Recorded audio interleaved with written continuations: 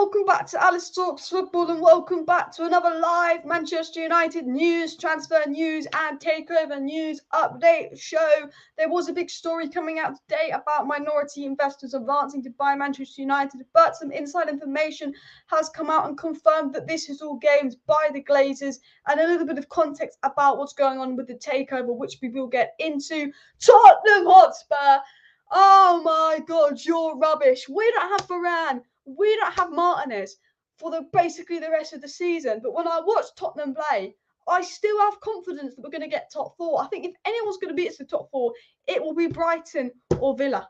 It won't be Tottenham. And I tell you what, icing on the cake, Newcastle 3-0 loss it. I'm thinking, you know what?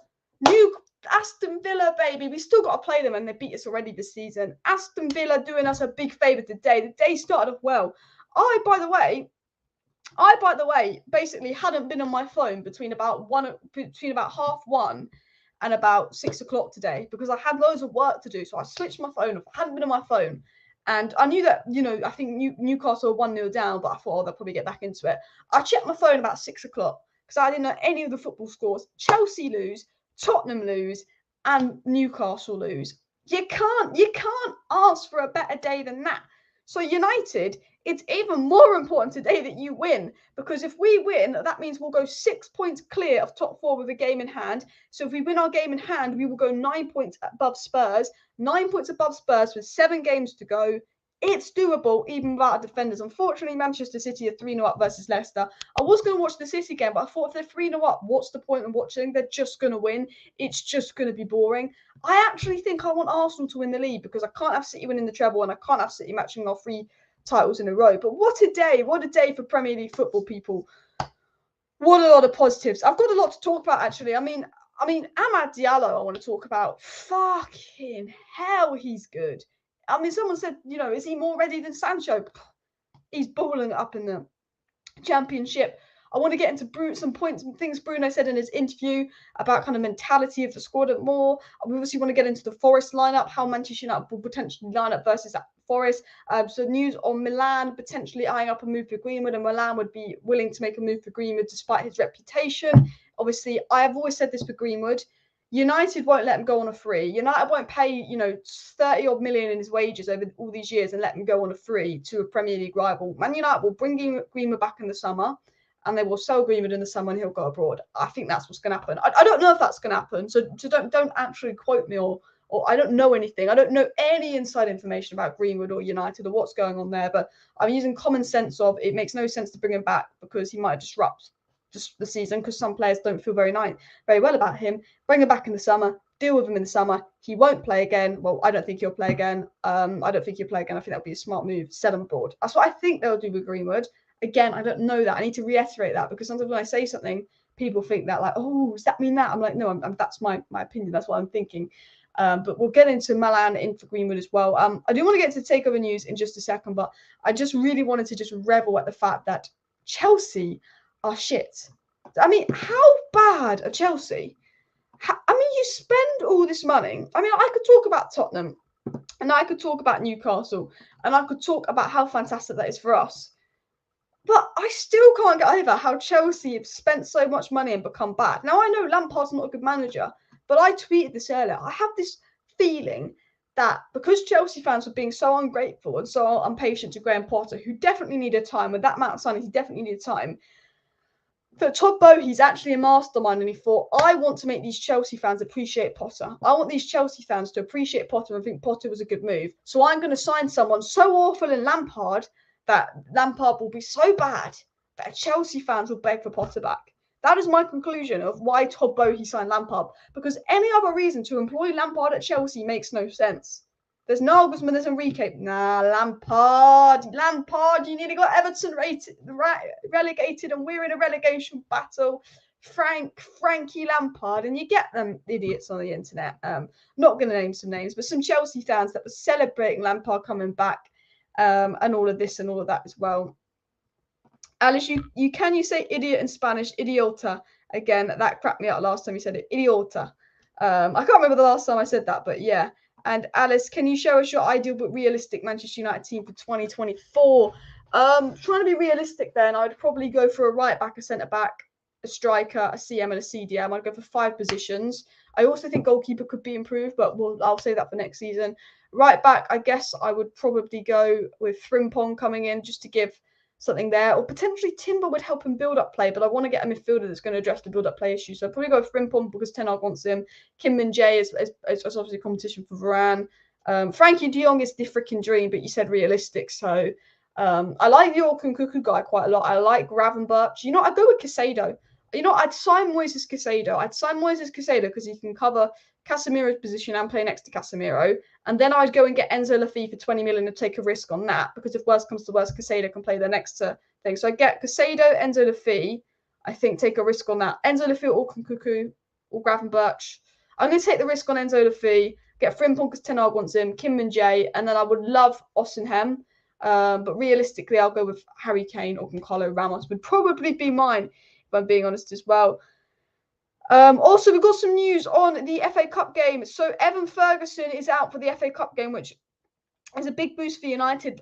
Brighton actually do have a few players out of the FA Cup game, which is a huge relief as well. But give us some good news. Let me get into. I mean, you've got the good news. Newcastle dropping points, Chelsea dropping points, Spurs dropping points. But I will dive right into the takeover news. Have Leicester scored?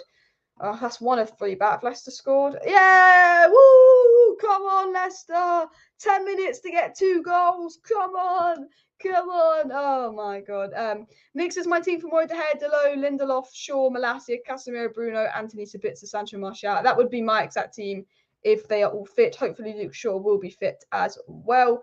We will talk about Amad Diallo. We will talk about news later. Alice Martin is out for the rest of the season. Can we still make top 4? Varane reportedly will be back in 3 weeks. Which is annoying because we've got about 9 games. But apparently Luke Shaw will be back very soon, which is good, so he can at least fill in at centre-back, and Rashford's expected back next week. So there's positives and there's negatives today on the news. F the Glazer, says Lee. Yeah, but how would I line up tomorrow? Basically what Nick said I think I would do. Obviously, we have to go with Maguire if Luke Shaw's not fit as well. And Daniel is peed off with Tottenham, Alice. Losing to Bournemouth, man. To Bournemouth at home.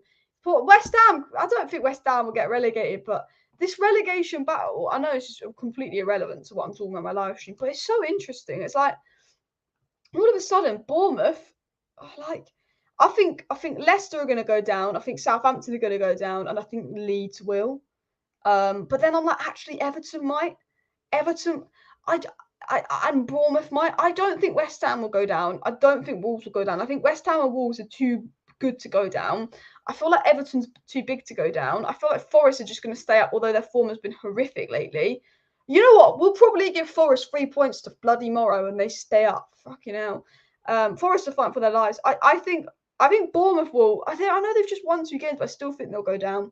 But will they though? I actually think that this relegation race is so much more interesting than this, who can scrape top 4, because Tottenham are crap.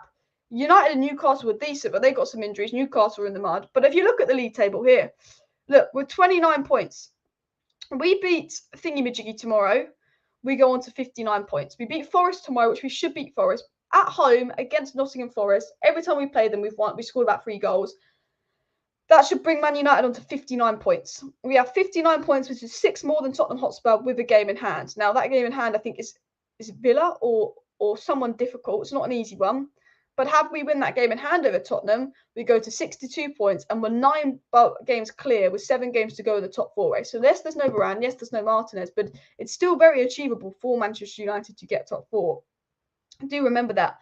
Viewing how badly Southampton played, says Ryan. And forget transfers, it's now, not next. Win tomorrow and the sky's the limit. I mean, winning is more important than transfers. That's the most important thing. So anyway, I do want to get into some news regarding the takeover.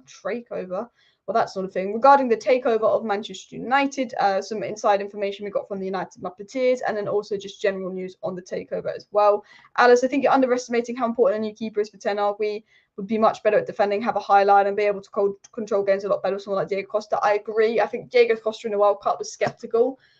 Look, I like David. I think he's a good keeper, and I think, if we want to advance to that next level, I do think you need a new keeper in the sense of look what Alisson did to Liverpool, look what Ramsdale's done to to Arsenal. Look what Ederson did to Manchester City. I do think that De Gea restricts us in some areas, but also he saves us in some areas, which kind of makes up for it. But I do think long term, just because of the way that Ten Hag wants to play, that De Gea is probably not the right guy for Ten Hag, but he could adapt to that. But I think for me, it's just striker, midfield, and the defensive reinforcement, and then I would look at De Gea. You know, potentially, I think a good transfer window could be someone like Moises Caicedo, Orkun Cuckoo. You know, Timber can cover centre back and right back. Someone like David Raya or Diogo Costa, and then you get in a Harry Kane or Concolo Ramos. I think that could potentially be a smart transfer approach as well. Sabitzer or Bruno's false 9 in the first half, Martial in the second half to kill the game. You know what? I'd rather see that than Weghorst. I think I'd start Martial, but probably break his leg. But I'd rather see that than Weghorst. Bruno I didn't like at false 9, but he was playing against Man City, and he's just never good when we play Man City. But when I just watch Weghorst play, I just go, you know what? I tried to be nice. I tried to give him the benefit of the doubt. I tried to be as positive as I could about us signing Weghorst, but he's just not good enough. He's just literally not good enough. He's just crap as well. Alice, do you think Eric Ten Hag will call the centre back who's on loan Bailly? I don't think so. I think we would have got some news about that if that was the case. I do think he's better than Maguire, but I think there was I think there was more to Bailly leaving than just like Ten Hag not wanting him. I do think that Bailly was someone that was contributing to leaks and issues off the field. That's what I heard, but again, I don't know the truth in that. But Bailly literally, as soon as he went out on loan, started bitching about United and stuff and this and that, and Ten Hag obviously pissed off by it. So I'm not sure if Bailly will come back as well. I'm hoping for De Gea Golden Glove. That would be pretty nice. Didn't he almost win it that season? And then it was the fight. I remember the season. I think it was Van Gaal was in charge, and we had a final game of the season. But the final game of the season, I think, was postponed anyway because they saw a package in Old Trafford or something, and it was against Bournemouth. I feel like it was against Bournemouth. It might have not been against Bournemouth, but it was against a team that wasn't very good, and it was the last game of the season. It didn't really matter, and we won the game, but we'd have to win like 20-0 if we wanted to get top 4 because Man City beat us in goal difference. And I think like De Gea was going to equal the Golden Glove with like Petr Cech or someone. But then didn't we concede like a really soppy goal? Am I like making it up? I feel like that happened, but like someone actually confirmed if that actually happened or if I'm just making it up. I feel like he almost won it once and we conceded like a stupid goal, like right at the end of the last game of the season as well. Is Brighton who must watch their run is the easier than ours and we still have to go there? True. Brighton are a bigger threat to top 4 than top Spurs. I generally believe that as well. If fit tomorrow, I would play Shaw at centre-back in place of Martinez alongside Lindelof or Maguire to keep Malacia right. And keep Malacia, do you mean a left back? But yeah, I do agree with that as well. Man United is still a joke. Well, we're a joke with injuries, but I like this team. I like these players. I like this manager. We just need to sort ourselves out as well. Obviously, the news about American investment giants, which I've spent 13 minutes waffling. So let me dive into the transfer news. Let me dive into the story. So United Muppeteers, obviously, they do get a bit of inside information. Have explained this before, but the briefing of the Carlisle is coming from Rain. Look at the sequence here. 3rd round of bids, leak another bidder to scare Sheikh Jassim and Surgeon Ratcliffe to squeeze more money out of them. Spot on. And then they followed it up by saying there are minority investors, and it doesn't mean that this news isn't true. It's just, again, the purpose and play of the briefings is clear to add competition and drive the price up. If they had a suitable minority investment situation as of now, they'd have taken it. And, this is absolutely spot on. This is absolutely spot on. And they get... Basically, what is going on with the takeover is, have you noticed whenever you hear a rumour about the Elliott Group, which was last month, and now you hear news about the Carlisle Group this month, yeah, those investors are in for United. But they only bring up this minority investment and this good offer from minority investment when they're expecting bids from Qatar and Sir Jim, when they know Qatar and Sir Jim are in the process of bidding. Because it is a game, people. It is a game, and this has been confirmed by sources. It's the Rain Group briefing this because it's a negotiation tactic. They know Qatar can pay 6 billion. But if Jim Ratcliffe's bidding 5 billion, Qatar are going to bid 5.1 billion because that's their competition. Qatar looked at the financial situation of United and went, they need the full sale because they can't afford to stay here and the minority stake isn't sustainable. Had the Glazers been happy with the minority investments they've got, they would have taken it because they've been offered 5, reportedly 5, but they could have made up that number again as a PR tactic, a negotiating tactic. But they've reportedly got 5 minority investments, yeah? 5. Surely they'd be happy with one of those 5. Surely this deal wouldn't be dragging off. They're happy with one of those 5. Surely. You know, if they wanted the minority investment, they would have taken it. They wouldn't have been dragging on this. They wouldn't have been stalling this. They want money, and they know Qatar have money, and they want to milk them for as much money as possible. And they don't care if this goes and affects Tenal's transfer window. They don't care if this goes and affects our summer plans. Qatar will put a big bid in. It's been confirmed Qatar is going to put a big bid in, and Jim Ratcliffe is going to put a big bid in. But the Glazers know that this is the third and final round of bidding. If Qatar's third and final bid is 5.5 billion and not 6 billion, they're probably going to have to compromise and accept that. So they're putting out news stories like, you know, they will do a minority stake if this money isn't reached. They're unsure that Qatar have the finances to do the United ownership, la-di-da-di-da. And a lot of people in and around the space saying, you know, they're telling the Rain Group to put this information out. Let the Times, let Mike Keegan, let Simon Stone, let all the sources, Sky Sports, know this and put this out, because they know Qatar will read it. They'll know Sir Jim Ratcliffe reads it, to try and push them into bidding more for the club. It's all Glazer-nomics and all of that as well. And look, there's potential the Glazers can stay, and the longer the deal drags on, the more and more annoying it's getting. But let's be honest, Qatar didn't go to the effort of making the 9-2 Foundation, employing this person, this person, and this person, engaging in 10-hour talks, having multiple meetings to not own United when they have a significant amount of more money than anyone else that's interested in United as well. I mean, Fatty says Qatar have already got United. Well, we can't quite say that. But, you know, Qatar aren't stupid. Like, they won't do all this, and that for them not to get United and lose it to some minority investment. And because Qatar are not stupid, they're not going to give the Glazers 6 billion off the bat, because then that says to other people in the space, oh, you know what, if you want Manchester United, you know, if you want something from Qatar, they'll cave in and they'll give you, they'll give you the money. They don't want to come across weak in the world of business as well. So they're going to be smart with it. They know they've got more money than Sir Jim Ratcliffe. They know Jim Ratcliffe's their only competition. They know the Glazers need to sell because they would have been looking at a minority stake by now. So every little offer that comes in from Qatar is just going to be tactfully a little bit more than Sir Jim Ratcliffe.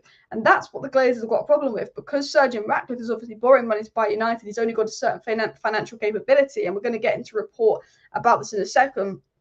You know, they're not giving the bidding war that the Glazers want, which is why the takeover is delaying, which is why United are experiencing some problems, and which is why I'm just going to grab a quick swig of water. But thank you for your chat. As my water bottle, I just left it over here. Oof. But awesome channel. Big up Mark for the chat.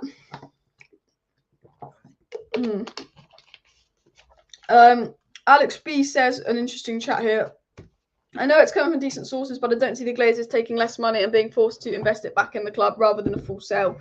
And you make a good point here. Like, we know the Glazers, we know they're greedy, we know like the Glazers like their money.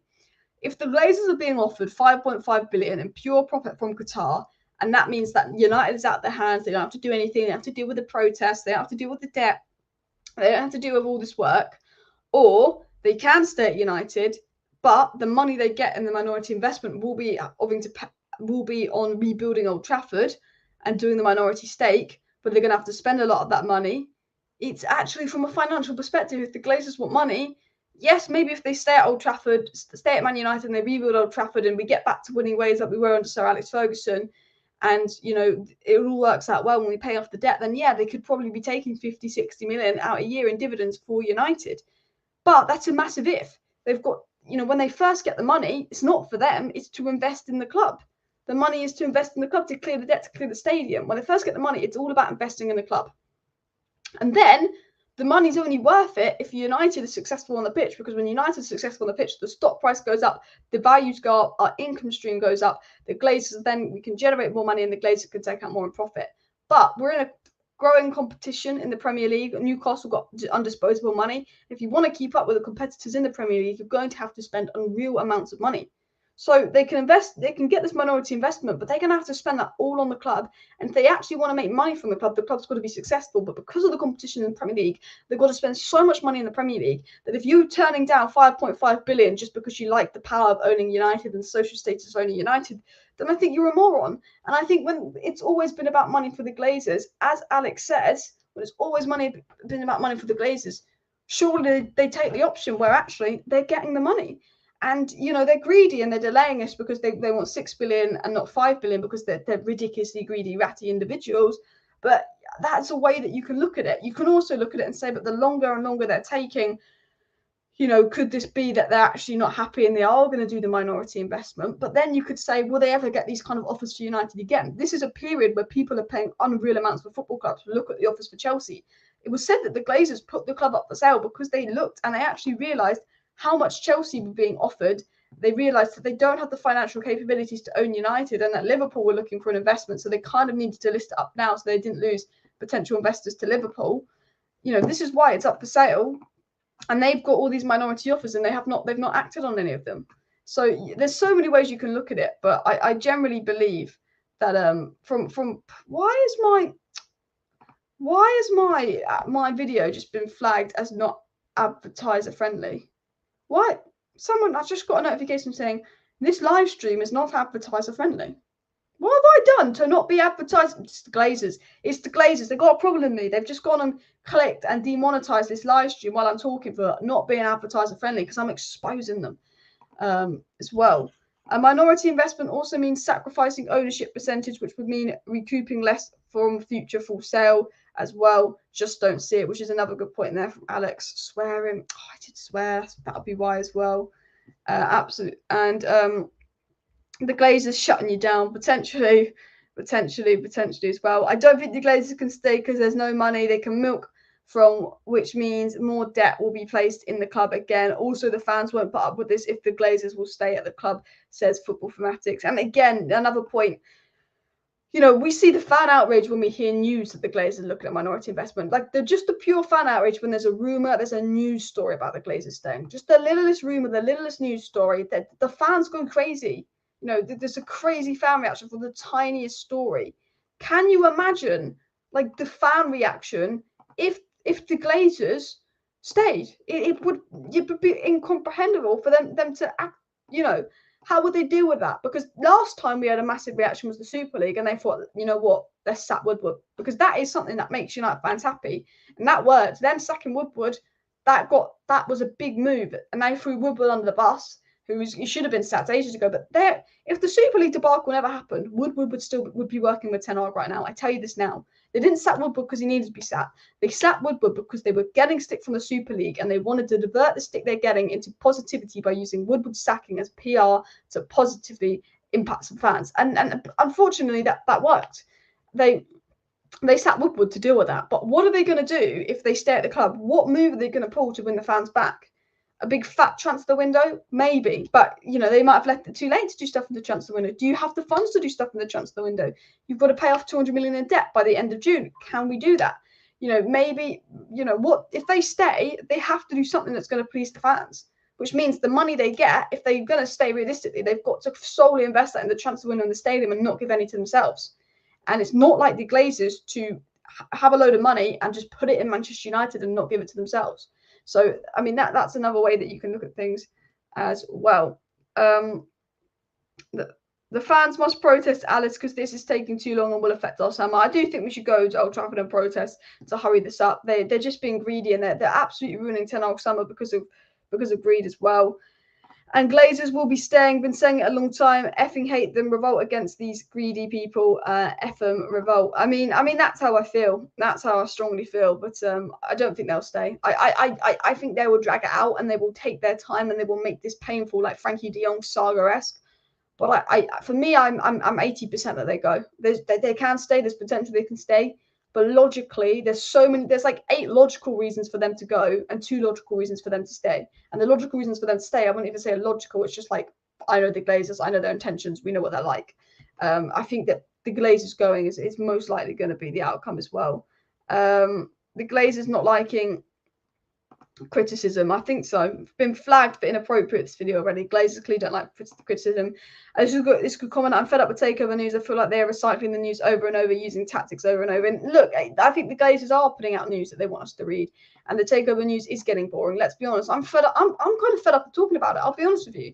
It is boring. And now I do actually want to get into some other stories. It was said here by the Times, and this again is a Glazer card, it's a PR card, you know what I mean. But it was said by the Times, the 2 final bidders for Manchester United are under pressure to prove they can actually complete a deal should one be struck, with the Glazers seeking higher offers in the next and final round of the process. So again, saying there's 2 final bidders, Sir Jim and Sheikh Jassim, who are under pressure to prove they can actually complete a deal should one be struck. as the Glazers are seeking higher offers. So what's interesting about that story is, let me get it into the next bit, but they're saying the Glazers are worried that, you know, Sheikh Jassim and Sir Jim don't have the money to buy United and complete the deal. We know Qatar have the money to buy United to complete the deal, and the Glazers know Qatar have the money to buy United to complete the deal. They're putting this out that, we don't think they can do it. We don't think they have the finances to complete the deal. They're playing this game where they want Qatar to read that and be like, oh my God, the Glazers generally don't think we have the money to do the deal. And they want to play this game where they'll scare Qatar and scare Sir Jim into bidding massively to prove to the Glazers they've got the money to complete the deal and complete their asking price, and pretend that they're entertaining minority stake. Because we know that Qatar have the money to complete the deal. And the Glazers are making out that they're worried that the people don't have the money to complete the deal. It's all a game. Let's leak this so Qatar think we don't know that they have that money to complete the deal. So Qatar might show us that they've got the money to complete the deal. It's all like a negotiation game. It was also said here the Glazers are inviting higher offers from the bidders, with British billionaire Sir Jim Ratcliffe and his Ineos industrial empire coming up with Sheikh Jassim's bid. Sheikh Jassim bin Hamad Al Thani's son, a former Qatar Prime Minister, to buy one of the most famous clubs. Why did I say bid? I just had a moment there. But the Glazers are inviting higher offers from the bidders. And that basically sums it up. Sir Jim and Sheikh Jassim are going to put in a massive bid. We know that. There's going to be high bids from Sheikh Jassim and Sir Jim. Bish bash bosh. We know that. Cool. But they're basically, again, just saying stuff like, they're trying to invite a bid. The bid's going to be from this. They need higher offers. It's all about getting money, all about getting higher offers. And the last bit of information, which kind of links to what I was talking about in this morning's video, and I'm just going to throw this out for you here, again said this.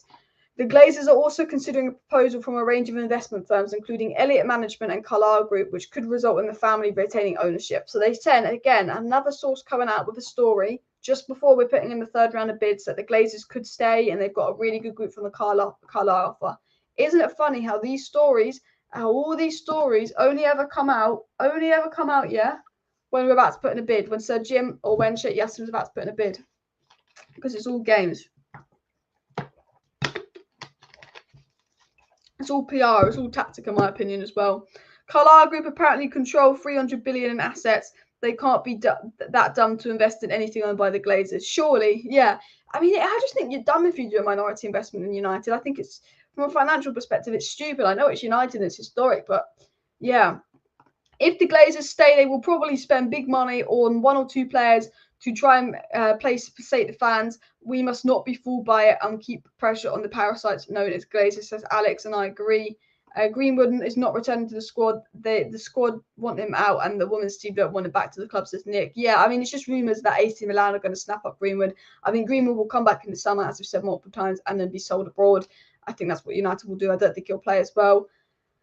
And the club is not worth 6 billion in its current state. It's true, but the Glazers, as someone said here, is our brats as well. I would love it if we got taken over the women's team, get Old Trafford, make it like a 60,000 seater redo, then build 100,000 here. Well, that's Qatar will do something crazy if they get United as well. And can we just laugh at Chelsea and relieve ourselves from all this stress the Glazers are trying to cause? You know what? We might have the Glazers, but at least we're still better than Chelsea as well. Wish we could support the Glazers to Rwanda and never allow them back into the UK after what they've done to the club, says Alex. Honestly, it's a funny one as well. And why don't we just get rid of the Glazers as soon as possible? I mean, that is the aim. I mean, if you want the Glazers gone, smash the like button. That is the aim. But easier said than done as well. If I had the money, I'd spend 20 million for that. Boom, issues done. Yeah, literally, I'd be like, nah, get out, get my transfer window on. 20 million, bish bash bosh. Honestly. And Glazer's only doing this to get more money out of Qatar, probably playing around to get more money out of Qatar. Elliott Group and Carlyle Group will be showing their stupidity if they invest in a minority state to keep the Glazers in charge. The hatred towards them will be venomous and will crush their share price. That's an important point, actually. You make a point there. That could happen. That seriously could happen as well. I think it's stupid investment. You know, we know what us fans are capable of. We can cause chaos when we want, and we will. If they stay, we are causing chaos, people. We are causing chaos. They tell you that now. as well. We'll never reach the heights again or become a super profitable club under the Glazers, even with a new stadium. Exactly. Far more needs to be done. The structure needs to be changed. There needs to be constant investment. There needs to be a good team. We've got the manager. We've got the basis of the team. We're doing something this season, potentially Champions League qualification to help with the recruitment. But if we want to get to the next level, if we want to be the best Manchester United team we can be, as said, we need to get rid of the Glazers. We need to get rid of them because they just cause problem after problem after problem, and that, you know, they're just a big problem, and they don't run the club properly, and that we're not going to be the Man United team we need to be should the Glazers stay. I do want to talk about a few other topics in just a second. I'm just scrolling through the chat just to make sure I catch up. So I want to go to a little bit of transfer news, and then I want to talk about some general things. Then I want to talk about the game, etc., etc., etc. Just quickly change the topic here. So the price tag for Marcel Sabitzer in the summer has been quoted by top German sources at 20 million euros, which means that United could get Marcel for Sabitzer for about 16, 17 million pounds, which is a steal. It was also said that United are interested in Dani Olmo to maybe, you know, provide a little bit more depth in that area as well. I've not watched Dani Olmo play for about 2 years, so I don't know what he's like now. He used to be all right. It was also said at AC Milan, there are people that appreciate Mason Greenwood's technical qualities, and AC Milan are keeping an eye on a potential move for Mason Greenwood in the summer. You know, they're the only top club that have been linked to outside China and Turkey. Well, there's no top clubs in China and Turkey. So that is one to keep an eye on, because I think Greenwood will want to play for a top 5 league, and I think United will sell him. And it was also said as well that Manchester United will insist on Harry Kane's signature in the summer. It is one of United's main objectives, and the striker will prefer to stay in the Premier League. A further story came out to say that Kane wants to stay in the Premier League.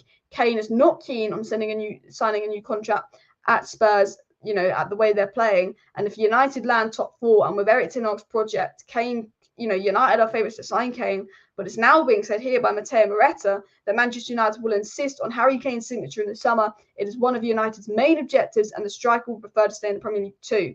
And a lot of tier 1 sources saying number 1 signing Harry Kane.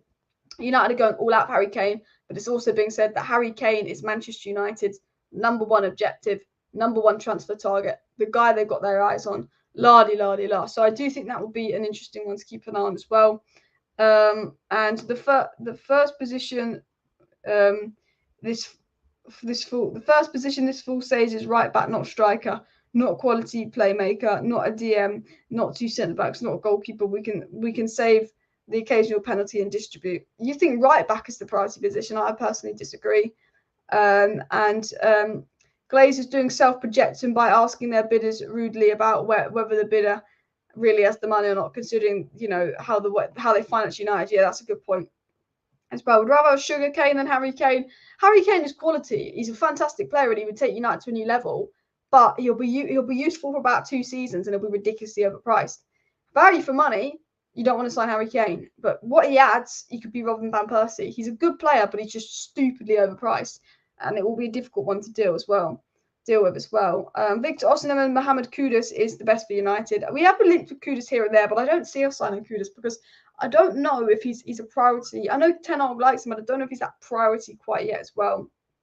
And Luke Shaw is back for tomorrow. Is that good? We've got positive news on Luke Shaw being back for tomorrow, which is big positive as well. No more American owners, they're full of crap. And signing Harry Kane feels very Woodward-esque, and it makes me feel uncomfortable. Honestly, there's better options. Potentially, but I do see why Ten Hag wants Kane. I just think value for money, there could be better fish in the sea, but I do think whoever you sign a striker, you're going to have to overpay because of the lack of good strikers in the market. But I'm happy with Harry Kane, but he's not my first choice. But I do think he would be a good signing. But I just think value for money, it's going to be. I mean, a lot of you guys don't want Kane, and I understand. Like, he's slow, he's old, he's overpriced. You know, I'd rather Victor Osimhen. Of course, I'd rather Victor Osimhen than Kane, but I don't think Kane's a bad signing. If we sign Kane, I'll be happy, but I don't want us to be spending 100 million on a guy that's nearly 30 with an injury record with 1 year left on his contract, you know. But I do think it could be very Robin van Persie signing as well. I don't even know why investment groups dabble in football. Top-level football often operates with massive debts and huge costs to compete in the current climate as well. Again, you make a good point. I don't get why all these minority investment companies are so-called interested in United. And I think the companies that are interested in United, I can't imagine them giving a big minority investment which swoops the Glazers off their feet. I can't imagine any minority offers we've got being significant because let's be honest, like, why would you want to give billions to United that's poorly operated, money to the Glazers that aren't goodness men in this industry? It makes no sense as well. Kane is not the answer. We should get Ramos, Højlund, or Ramos. I mean, they are younger, so they could be better, more for longevity. I'm just going to see if we've got any news come out, because Nick said that Luke Shaw will be fit.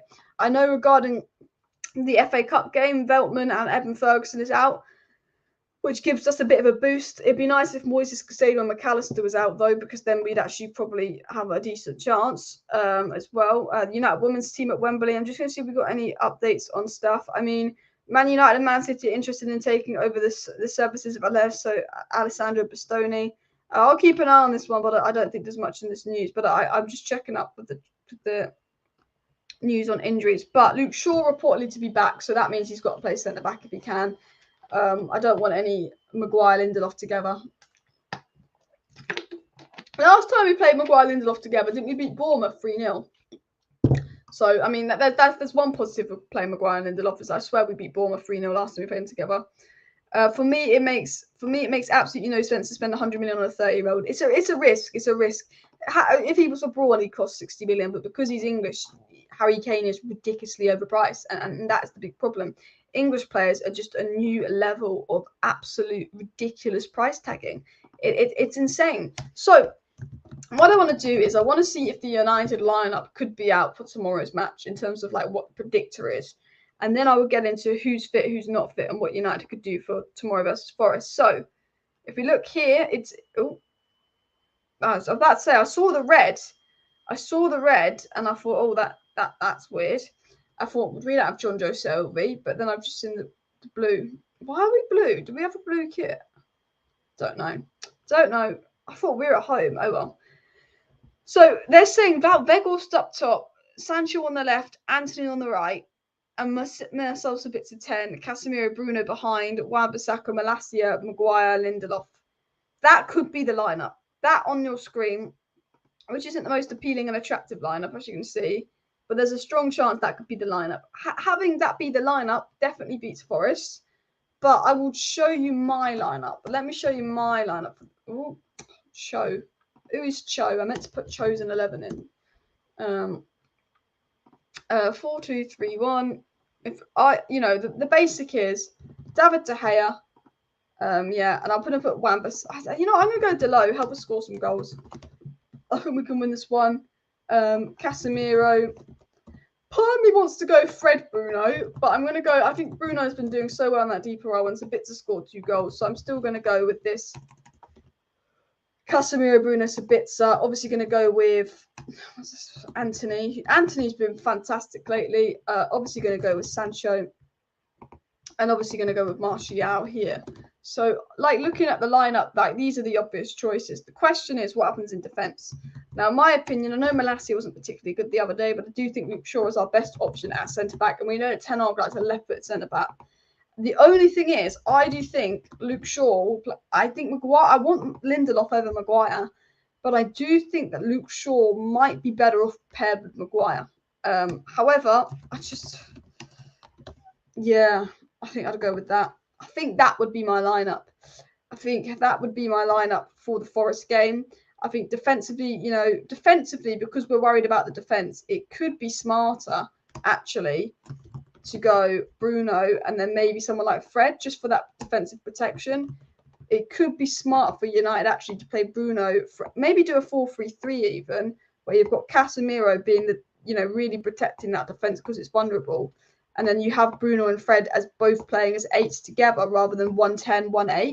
Maybe United potentially doing something like this could be the smart move, maybe like a 4-3-3 kind of lineup. I do think that we should potentially try something like that as well with Bruno, Casemiro, Fred. But then Sabitzer has been really good. I think there's multiple ways that you can approach the game as well.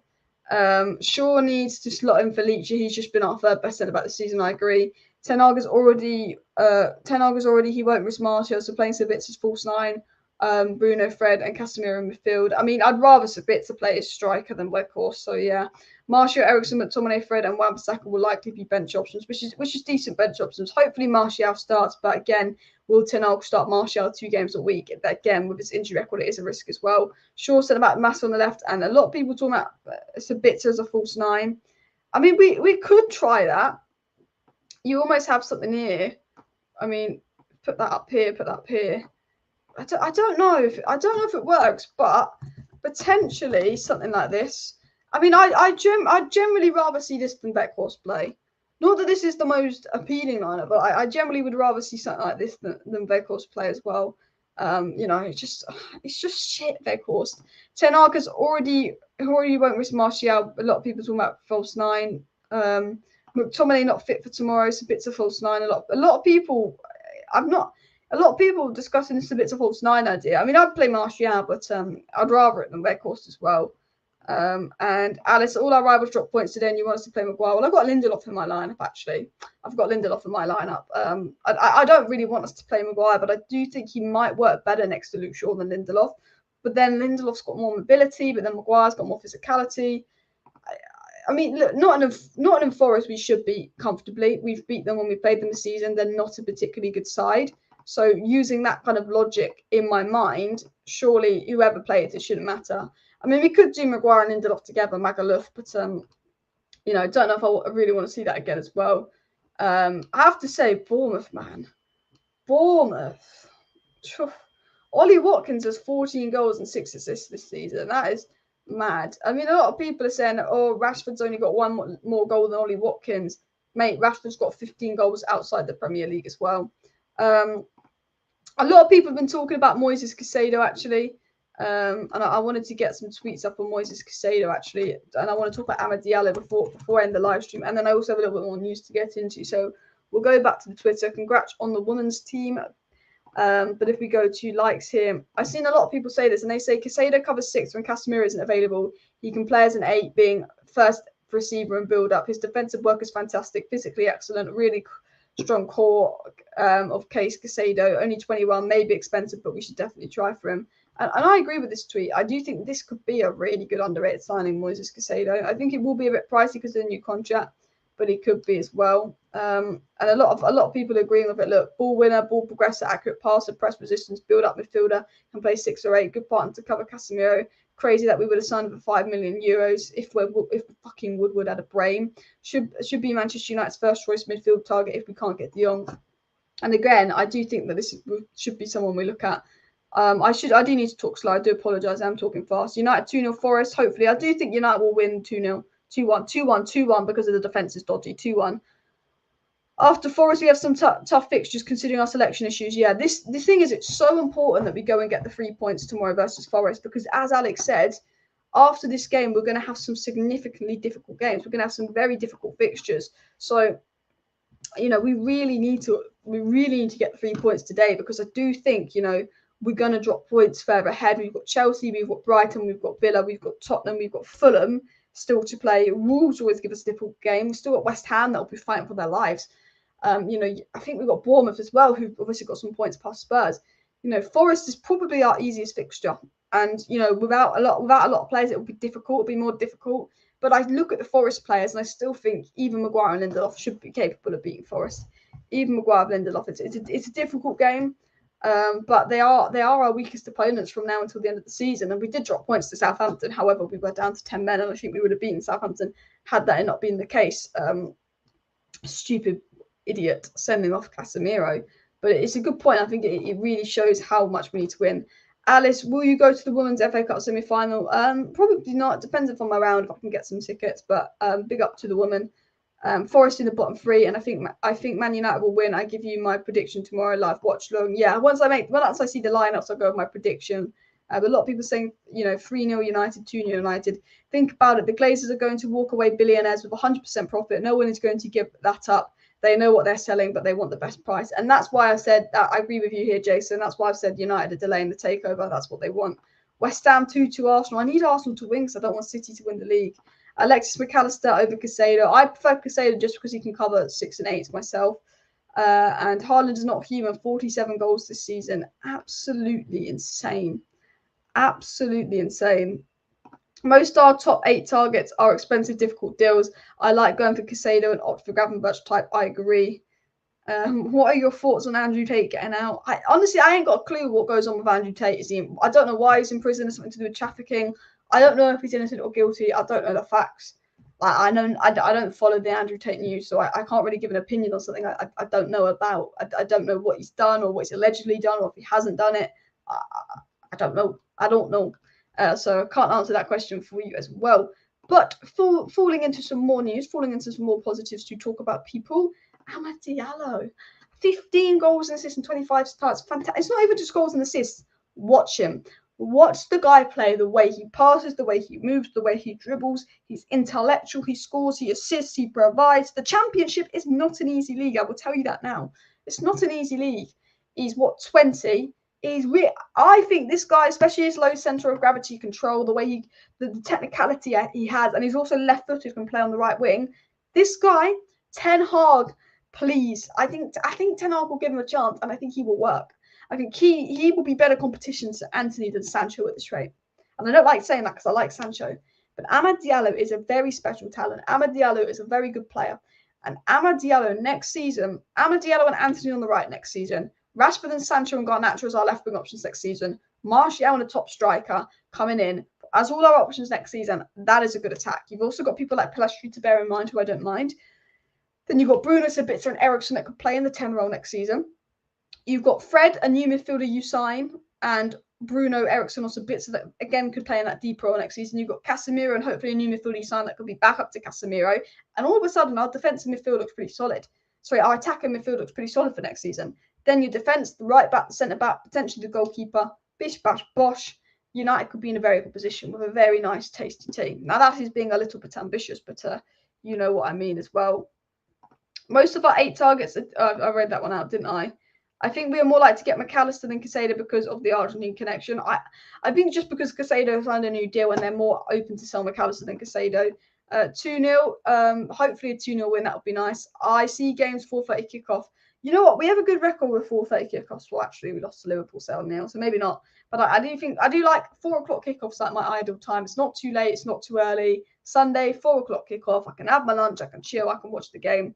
Amr provides competition at right wing and also could see him as a centre forward type 9. Yeah, maybe like what João Felix potentially does. I mean, Ahmad, again, I rate Ahmad really highly. I think he's a top quality player. And today will be a good evening from Unai Emery. Yeah, I mean, Unai Emery doing us some big favours there. Jurriën Timber from Ajax. Ten Hag wants Timber. It has been said that Ten Hag likes Timber. Ten Hag watching Timber. Ten Hag is a big fan of Jurriën Timber. Just going to make sure there's no more news coming out before I do end the live stream as well. Manchester United seriously considering a minority investment. Shock. Negotiation tactic. A lot of people talking about Ollie Watkins. Yeah, like look at this. Premier League top scorer. Look, would you take Ollie Watkins at United? I don't think he's a bad striker, but I think we can do it better. You know, Erling Haaland, there 32 goals, equaling the record and 5 assists.